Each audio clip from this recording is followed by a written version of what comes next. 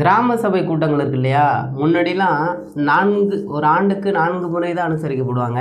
இப்போலாம் என்ன பண்ணுறாங்கன்னா 6 முறை அனுசரிக்கிறாங்க. 6 முறை கூட்டம் நடத்த சொல்லியிருக்காங்க. புரியுதுங்களா? கிராம சபை கூட்டங்கள் ஒரு வருடத்துக்கு எத்தனை முறை?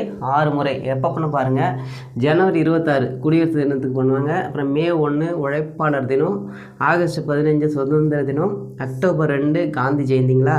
இப்போ எக்ஸ்ட்ரா 2 எப்போ சேர்த்துருக்காங்கன்னு பார்த்தீங்கன்னா நவம்பர் 1 மற்றும் மார்ச் 22. புரியுதுங்களா? மார்ச் 22 பார்த்திங்கன்னா தண்ணீர் தினம், நவம்பர் 1 பார்த்திங்கன்னா உள்ளாட்சி தினம். புரியுதுங்களா?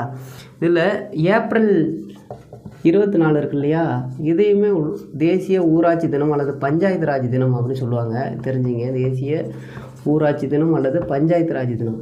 இதில் இந்த மே 1 இருக்கு இல்லையா, உழைப்பாளர் தினம் கொண்டாட காரணமாக இருந்த ஒரு புரட்சியாளர் யாருன்னு பார்த்தீங்கன்னா, மே தினத்தை கொண்டாட வேண்டும் என விரும்பியவர் யார்? சிங்காரவேலர். சிங்காரவேலர், சிந்தனை சிற்பி சிங்காரவேலர் அப்படின்னு சொல்லுவாங்க. தொழிலாளன் என்ற பத்திரிகையை தொடங்கியவர். இதெல்லாம் கேட்டிருக்காங்க எக்ஸாமில், தெரிஞ்சுங்க. தேங்க்யூ.